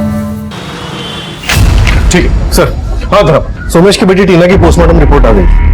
मोस्ट स्ट्रैंगुलेशन की वजह से हुई, मतलब घर से उसे उठाया गया और फिर मुंह में कपड़ा ठूसा गया ताकि वो चीखे चिल्लाए, और फिर गला घोटकर उसे मार डाला गया, और फिर लाश को पानी में फेंक दिया गया। सर सेक्सुअल असॉल्ट के कोई ट्रेसेस नहीं मिले।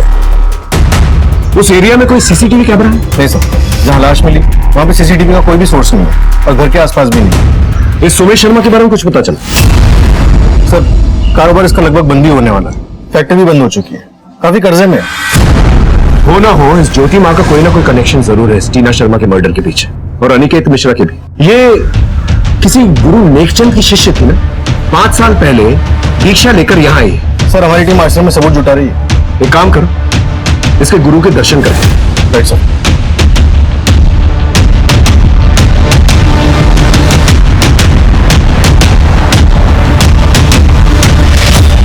दीक्षा? कैसी दीक्षा? फर्जी हैं दोनों। वो औरत अंगूठा छाप है, फूलचंद बनारस का गुंडा था, कोई कांड करके भागे हैं दोनों। कैसा कांड? अब ये तो पता नहीं, परंतु सीतापुर में जो चल रहा है वो सब नौटंकी है। चोला धारण कर रखा है दोनों, पता नहीं वो फूलचंद उसका पति है भी या नहीं। Good afternoon sir. Good afternoon sir, Somesh और उसकी बीवी मीरा के कॉल रिकॉर्ड आ गया सर। ये नंबर ज्योति माँ के आश्रम का है, और इस नंबर पर कई बार कांटेक्ट हुआ है। यानी ये आदमी कंटिन्यूसली टच में था ज्योति माँ के। और जब लड़की गायब हुई ये आश्रम के आसपास ही था। नम्रता, ये ज्योति माँ ने सोमेश को कुछ नुस्खा बताया और ये भी धमकाया था अगर उस नुस्खे पे अमल नहीं किया गया तो किसी की मौत हो सकती है। आखिर ये नुस्खा था क्या? सर, मुझे आपको कुछ बोलना है। बोलिए।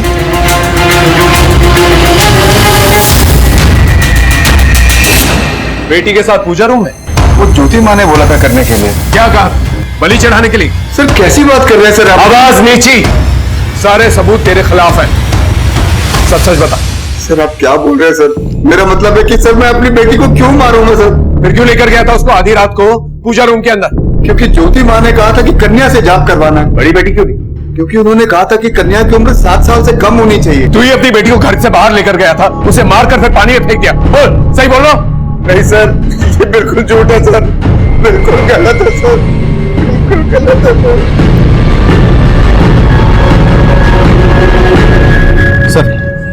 इसकी रिमांड लेकर नहीं जाना, लेकिन कड़ी नजर रखो इसमें, कोई ना कोई गलती जरूर करेगा। सर आरिफ जाना दो। Sir excuse me sir. हाँ कमल बोलो। ठीक है, मोबाइल पे भेज दो। सर कोमल का फोन था, भक्तों की लिस्ट मिल गई है उसे।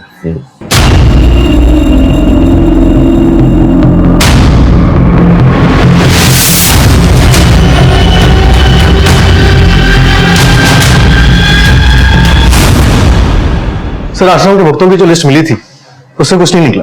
कोई भी ज्योति माँ के खिलाफ बोलने में तैयार नहीं है, डरते हैं कहीं प्रकोप ना लग जाए। और इस अनिकेत मिश्रा की पोस्टमार्टम रिपोर्ट में बहुत बड़ा खुलासा हुआ। उसका गला किसी तेज चीज से काटा गया है, लेकिन उसकी मौत पॉइजनिंग से हुई, जहर खा के। हो सकता है उसे फोन करके किसी ने बुलाया हो, फिर पॉइजन किया और बाद में उसका गला किसी तेज चीज से काट दिया। या ये भी हो सकता है पहले उसे पॉइजन करके उसका गला काट के बाद में उसकी बॉडी गाड़ी में डंप किया। धर्म, अनिकेत मिश्रा की कॉल रिकॉर्ड निकलवाओ, वो आखिरी कॉल हमारे लिए बहुत इंपॉर्टेंट है। शाम तक मिल जाएंगे सर।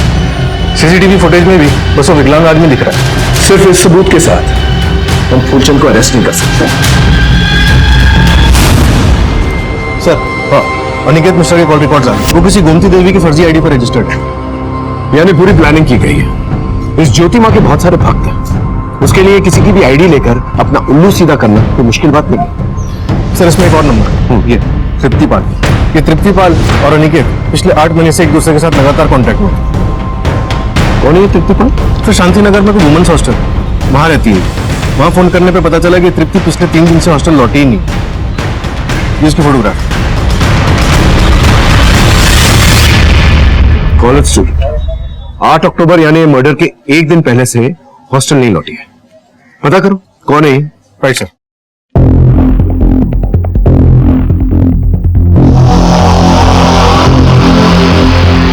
ये तो दिया है सर। अरे इसका नाम तृप्तिपाल है, पर धंधे की लाइन में इसे दिया बुलाते हैं। धंधा? ये कॉल घर है सर, बड़े लोगों में इसका आना जाना है। 3 दिन से गायब है, जरा पता कर। तृप्तिपाल या दिया नाम सुना है आप? नहीं सर। बेटा ये रहे तुम्हारे लिए चॉकलेट, अंदर जाके खिला। मैम कॉल गर्ल है, आपके पति से 6-8 महीने से लगातार बातचीत हो रही है। आपको इसके बारे में नहीं पता? नहीं सर, बिल्कुल नहीं। इतने सारे कॉल्स आते हैं, शायद वो 1 लाख रुपए भी आपके पति ने इसी को दिए थे। देखिए सर, मुझे जो पता था मैं बता चुकी हूँ।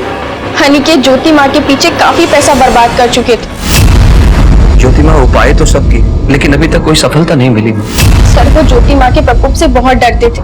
बीमारी, कारोबार में नुकसान, यहाँ तक कि मौत तक का भी बोला था उनको। इस श्रद्धा के पीछे कोई तो वजह होगी। हाँ, अनिकेत को बेटा चाहिए था। काफी पैसा लुटा चुके थे वो, कुछ दिनों से निराश भी रहने लगे थे और अब अचानक से उनके साथ। ये सब तो ज्योति माँ की तरफ इशारा कर रहा है, जैसे कि सोमेश शर्मा क्या हुआ था, पहले धमकी मिली फिर मौत हुई, और यहाँ भी वही खेल। मुझे तो कुछ और ही लगता है। क्या सर? अनिकेत ज्योति माँ के पास अपनी बेटी की इच्छा लेकर जाता था, अनुष्ठान भी करवाया था, और दूसरी तरफ कॉलगर्ल के पास भी जाता था। तो शायद कॉलगर्ल के पास भी बेटे की इच्छा लेकर गया हो। कॉलगर्ल के पास तो अय्याशी के लिए जाता था। धर्म, जब तक ये ज्योति माँ का पूरा खेल समझ में नहीं आ जाता ना, ये केस सॉल्व होना बहुत मुश्किल है। धर्म, एक काम करो, नम्रता से कहो इनके फैमिली डॉक्टर से बातचीत कर।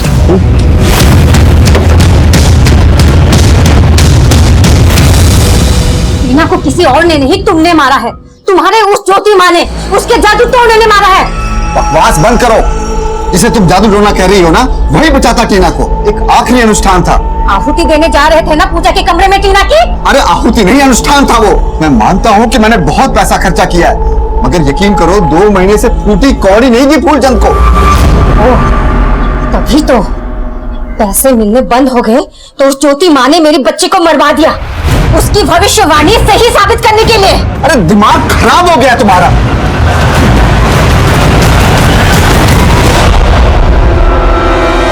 सर, वीरा और उसके पति के बीच काफी दिनों से लड़ाई झगड़ा हो रहा है। वीरा सुमेश का इस तरीके से पैसे उड़ाने से काफी नाखुश है और यहाँ तक सुनने में आया है कि स्कूल फीस ना भरने के कारण उनकी बेटियों का नाम स्कूल से कट गया है। Okay, good job.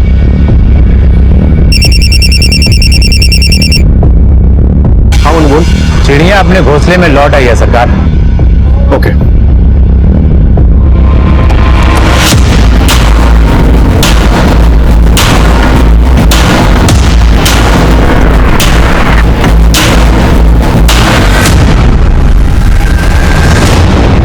मैं किसी अनिकेत मिश्रा को नहीं जानती। पिछले 8 महीनों में 270 बार तुम लोग के फोन कॉल्स एक्सचेंज हो चुके हैं। बताओ। हाँ, दोस्त था मेरा, मिलते थे कभी कभी। तुम्हारे उस दोस्त का मर्डर हो चुका है। अब सच सच बताओ। अमृता, 10 दिन बिठा के खिला पिला के पूछूंगी, समझी? वो अनिकेत ने पैसे दिए थे मुझे। कितने? 1 लाख रुपए। क्यों? वो वीडियो बनाने के लिए। वीडियो? कैसा वीडियो? किसका वीडियो? वो मुझे नहीं पता, बस मुझे कहा गया था पटाखे ले आओ। अब कहाँ है वो वीडियो? मोबाइल के साथ वो वीडियो भी ले गया अनिकेत। ये अनिकेत कहाँ मिला था तुम्हें? वो किसी ने मिलाया था मुझे। किसने? वो बाबा आदमी है, ऊपर तक पहुंच है उसकी, नुकसान पहुंचा सकता है वो मुझे। तुम फिक्र मत करो, उसका नाम है, बोलो। फूलचंद। वो ज्योति माँ का पति? हाँ, ज्योति माँ का आश्रम तो सिर्फ एक ढाल है, उसके पीछे वहां देह व्यापार होता है। उनके पास जो भी बिजनेसमैन आते हैं जो अपनी बीवियों से परेशान हैं, उनको कॉल गर्ल सप्लाई करता है फूलचंद। बराबर सर, एक रीडिंग टीम तैयार कर। इस आश्रम में और भी लड़कियां हो सकती हैं और उस फूलचंद के खिलाफ वारंट निकल।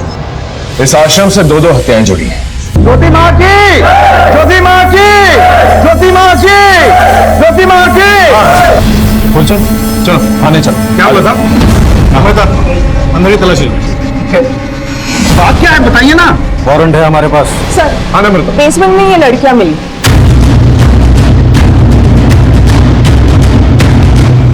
सबको साथ में लेके चलो। चलो।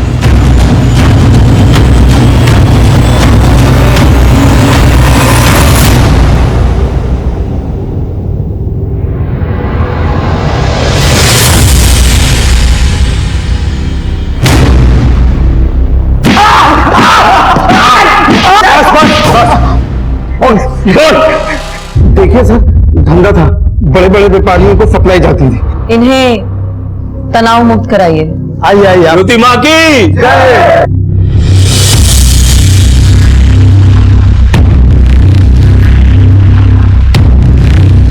नहीं सर, मर्डर नहीं किया हमने, आज तक किसी को हाथ भी नहीं लगाया। अनिकेत मिश्रा की मर्डर की रात को उसके घर के आसपास क्या कर रहा था? मैं उसके घर कभी नहीं गया सर, वही मिलने आता था, फिर हम लोगों की दोस्ती हो गई। फिर मैंने पूछा शौक है क्या, तो बोला चलेगा। मैंने तृप्ति को भेज दिया, बात जम गई, मगर मैं घर कभी नहीं गया सर। नहीं गया तो नहीं गया। अच्छा, तो फिर ये कौन है? मैं ये नहीं, मैं तो उस दिन वहां था ही नहीं। उस दिन तो जगराता था, आप चाहो तो चेक कर लो, लोकल केबल ऑपरेटर ने टेलीकास्ट भी किया था। ये सोमेश शर्मा का और तेरा क्या चक्कर है? वो कंगाल आदमी, मेरा मतलब सर उसका तो धंधा खत्म हो गया। 6 अनुष्ठान करके 6 लाख रुपए लिए थे ना उससे। हाँ, ये भक्तों को मौत की धमकी क्यों देते हो तुम लोग? अब लोग ऐसे मानते कहां हैं? कि रिमांड लो। सर, आपको लगता है सच बोल रहा है? बहुत पुराना चावल है, इसकी बात में विश्वास नहीं किया जा सकता। पैसों के लिए किसी भी हद तक जा सकता है। इसके स्टेटमेंट को क्रॉस चेक करो। जिस तरह से तृप्ति ने फूलचंद के खिलाफ गवाही दी, उसी तरह से ज्योति मां के खिलाफ कोई गवाह चाहिए नगर। बाकी भक्तों को तो प्रकोप का डर, लेकिन उषा और वीरा ने काफी नुकसान झेला।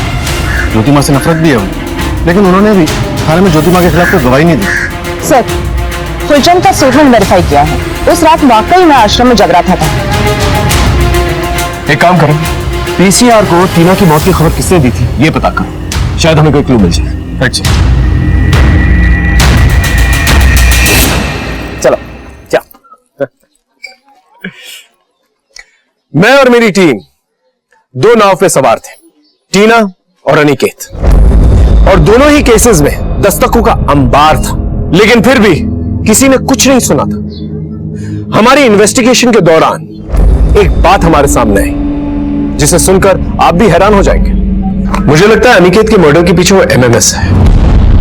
वो किसी का तो एमएमएस बना रहा था जिसे वो ब्लैकमेल करना चाहता था, और उसी वजह से उसकी हत्या हो गई। वो वीडियो उसके फोन में था जो मर्डरर ने उसे मारकर मिटा दिया। मिटाने वाले ने मोबाइल में से सारा डेटा इरेज कर दिया सर, ताकि सबूत ही ना बचे। सोचने वाली बात यह है कि वो किसका एमएमएस बना रहा था, और दूसरी तरफ सोमेश और वीरा के बीच में तनाव चल रहा था, और दोनों ही केसेस में ज्योति मां कॉमन। धर्म, ये पजल सॉल्व होने की कगार पे है।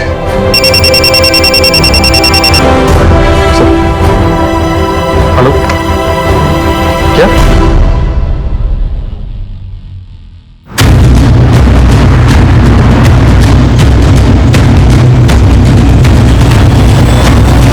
नमस्कार। सुबह से ही गए हुए हैं। आपका ये घर बिक रहा है? नहीं तो सोमेश ने किसी प्रॉपर्टी डीलर से बात की, 10 लाख एडवांस भी लिए। अक्ल नहीं आई अब तक। छोटी माँ के चक्कर में सब कुछ लुटा चुके हैं। 6 लाख रुपए खर्च कर चुके हैं उसके ऊपर। बोल रहे थे कि 3 अनुष्ठान और करने हैं। अगर ज्योति माँ को पैसे नहीं मिले तो ज्योति माँ का प्रकोप। क्या करूं मैं? आप कानून का रास्ता अपना सकते हैं, केस कर सकते हैं। को बताए हैं उन पर अमल कीजिएगा। अमल बाद में कीजिएगा, फिलहाल थाने चलिए। अब क्या बात हो गई? जालसाजी का इल्जाम है आप पर, भोले भाले भक्तों को लूटने का और बरगलाने का। सोमेश शर्मा की बीवी वीरा ने आपके खिलाफ एफआईआर दर्ज कराया। चलिए थाने लेके चलो। आप ऐसा कैसे लगा सकते हो? आप ऐसा नहीं लगा सकते। शांत हो जाइए आप सब, चलिए।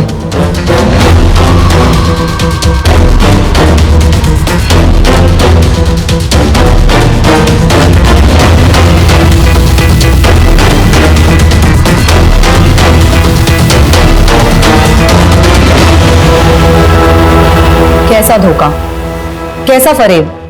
सब धर्म कर्म का मामला है, कोई जबरदस्ती नहीं है, और हत्या का तो सवाल ही नहीं उठता। ये सब बेकार की बातें हैं। मारने की धमकी नहीं दी थी आपने? हमारे भक्तों के साथ जो कुछ भी दुर्घटना हुई है सब ईश्वर के प्रकोप से हुई है, और अनुष्ठान ना करवाने का नतीजा है ये सब। और आश्रम में जो लड़कियों का धंधा चलता है, तुम्हारा पति उनकी दलाली करता है? ज्योति माँ को इसकी कोई खबर नहीं है। आश्रम तुम्हारे नाम से है? ज्योति माँ को इसकी भी कोई खबर नहीं है। हम करवा देते हैं। ये रहे तहसीलदार के दफ्तर के कुछ कागज, 1280 शांति नगर आपके नाम से। क्या चलता है वहां पर? ज्योति माँ को इसकी कोई खबर नहीं है। इनकी रिमांड लो, सब खबर हो जाएगी, साथ में हत्या की भी क्लूज मिल जाएगी। ये कैसी बात कर रहे हो थानेदार साहब? आप ज्योति माँ के साथ ऐसा नहीं कर सकते। ईश्वर का प्रकोप होगा तुम सबके ऊपर। सर, उषा और अनिकेत को बेटे की चाहत, ज्योति मां से पहले वो लोग डॉक्टर से भी मिले थे। ये उषा की रिपोर्ट्स। 3 अबॉर्शन? हाँ सर, 2 सालों में 3 बार अबॉर्शन। और सर, ये अनिकेत की reports. Aniket Mishra, excessive x chromosome, यानी लड़कियां ही पैदा हो सकती। इस रिपोर्ट से तो क्लियर हो जाता है कि लड़कियों की जांच के बाद ही अबॉर्शन करवाया गया था। ये किसके बच्चों के अबॉर्शन हो रहे? मेरे। अनिकेत की 3 साल पुरानी medical report, excessive x chromosome, यानी लड़के पैदा ही नहीं हो सकते। 3 अबॉर्शंस हुए। क्या चल रहा था? देखो, हम तहकीकात करेंगे ना तो बहुत कुछ खुल जाएगा। सर, अनिकेत को शुरू से बेटा ही चाहिए था। हमारी एक बेटी है, हर बार जांच के बाद लड़कियां ही आ रही थी, इसलिए हम बार बार अबॉर्शन करवा रहे थे। फिर इस बार बात नहीं बनी। अनिकेत का दिमाग खराब हो गया था। एक दिन मेरा भाई भुवन घर आया और अनिकेत ने उसे बोला, देख भुवन, मुझे बेटा चाहिए कैसे भी। हाँ तो आईवीएफ से करवा लीजिए ना। ढिंडोरा नहीं पिटवाना मुझे समाज में, आईवीएफ से करवा लीजिए। वैसे एक तरीका है। तरीका? अगर तुम और उषा साथ दो तो तुम दोनों मिलके मुझे बेटा दे दो। तुम्हारा दिमाग खराब हो गया है क्या? इतनी घटिया और नीच बात तुमने सोची कैसे? उस बात को लेकर भुवन ने हमारे घर आना जाना बंद कर दिया था। फिर भुवन को नौकरी के लिए पैसों की जरूरत पड़ी, इसलिए मैंने अनिकेत से बात की। सुनिए, भुवन को 5 लाख रुपए की जरूरत है। 5 लाख रुपए पता भी है तुम्हें कितना होता है? उसे गवर्नमेंट जॉब के लिए किसी दलाल को देने, प्लीज मदद कर दीजिए।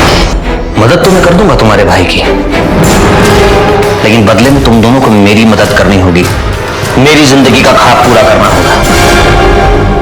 सरकारी नौकरी के लिए भुवन का ये आखिरी साल था। गवर्नमेंट जॉब के लिए भुवन मरे जा रहा था, डिप्रेशन की गोलियां खा रहा था। इस साल भी भुवन की जॉब नहीं लगती तो वो सुसाइड कर लेता, और अनिकेत भी मुझे छोड़ने की बात कर रहा था। और इसीलिए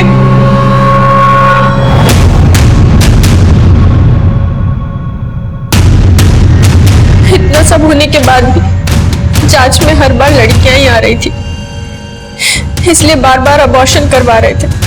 और अब भुवन की भी नौकरी लग चुकी थी और उसने अनिकेत को ये घिनौना काम करने के लिए मना कर दिया था। जीजा जी, ये घिनौना पाप और नहीं होगा हमसे। आपको जो करना है कर लीजिए। अच्छा, नौकरी लगने से पहले तो बड़ा पुण्य था ये, नौकरी लगने के बाद पाप हो गया। बता दूं तेरे डिपार्टमेंट में जाकर कि कैसे घूस देकर तेरी नौकरी लगवाई थी? बता दीजिए, आप भी फंसेंगे।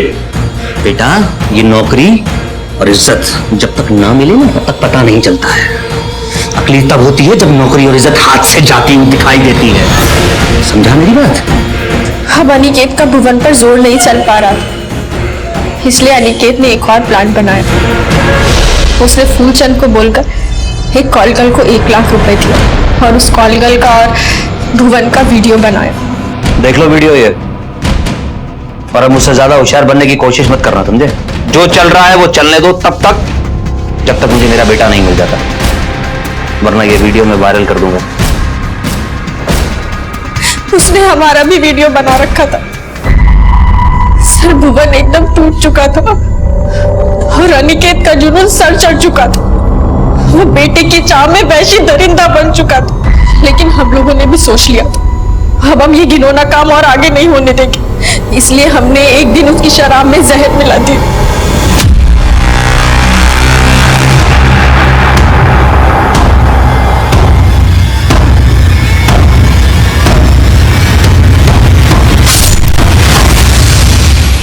प्लान के मुताबिक हमें फूलचंद को ही फंसाना था, क्योंकि ये सारे घिनौने आइडिया फूलचंद ही अनिकेत के दिमाग में डाल रहा था। इसलिए एक खाली शराब की बोतल और 2 गिलास भी हमने ही गाड़ी में रखे। इसीलिए भुवन जानबूझकर लंगड़ाते हुए सीसीटीवी कैमरे पर दिखाई दिए, ताकि सारा शक फूलचंद पर जाए। बहुत ही भयानक और घिनौनी दास्तां थी। उस डॉक्टर पे भी केस किया गया जिसने प्री नेटल सेक्स डिटर्मिनेशन का इलीगल काम किया था। एक केस सॉल्व हो चुका था, लेकिन अब भी दूसरा केस बाकी था। जब आपको कोई काम करना होता है तो आपके सर पे एक जुनून सा सवार हो जाता है। मेरे दिमाग में भी वही चल रहा था, और फिर एक दस्तक पकड़ में आई। हमें इंफॉर्मेशन मिली थी कि 8 अक्टूबर को वीरा को एक फोन आया था टीना की मौत के बारे में। हेलो, लेकिन फोन रिकॉर्ड्स के हिसाब से 8 अक्टूबर को 7 से 10 के बीच में वीरा को कोई फोन ही नहीं आया। फिर वीरा को कैसे पता चला कि टीना की बॉडी तालाब में थी? मैं कमिंग सर? हाँ सर, टीना की लाश की खबर जिस नंबर से पीसीआर पे आई थी वो नंबर वीरा शर्मा का है।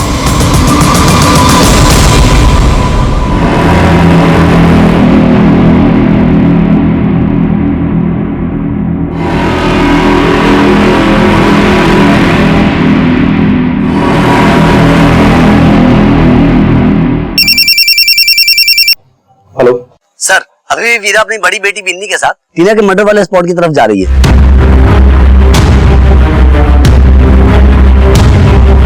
मम्मा बताओ ना किधर जा रहे हैं। हाँ बताते हैं। मम्मी बताओ ना किधर जा रहे हैं। तुझे टीना से मिलाने लेके जा रहे हैं। मम्मी क्या बोल रहे हो? छोड़ो मुझे, छोड़ो मुझे।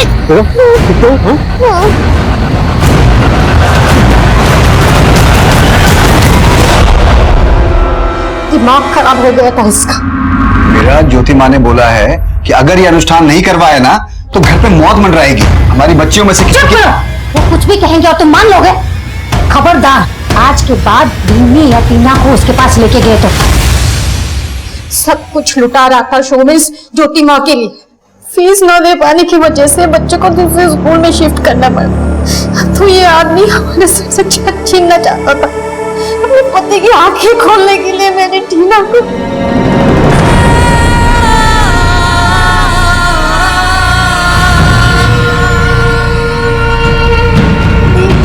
फिर भी वो नहीं सुधरे, इसलिए सोचा बिन्नी को मार के मैं अपने जीवन का भी अंत कर लूंगी। सुमेश की सोच का तो अंत नहीं हो सका, लेकिन तुम्हारे हाथों किसी निर्दोष की जान जरूर चली। किसी और को सबक सिखाने के चक्कर में तुम इतनी बड़ी गलती कर बैठी। अब प्रायश्चित जेल में कर।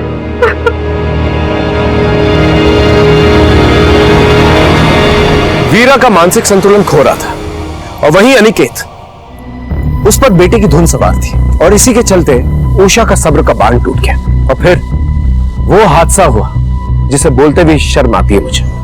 उम्मीद है ये केस देखकर आपको कुछ सबक हासिल हुआ होगा। फिर मिलेंगे एक नए केस के साथ। तब तक देखते रहिए क्राइम पेट्रोल दस्तक। मकसद बताना नहीं, बचाना है। क्राइम पेट्रोल के ऐसे ही मजेदार एपिसोड्स देखने के लिए हमारे चैनल को सब्सक्राइब करें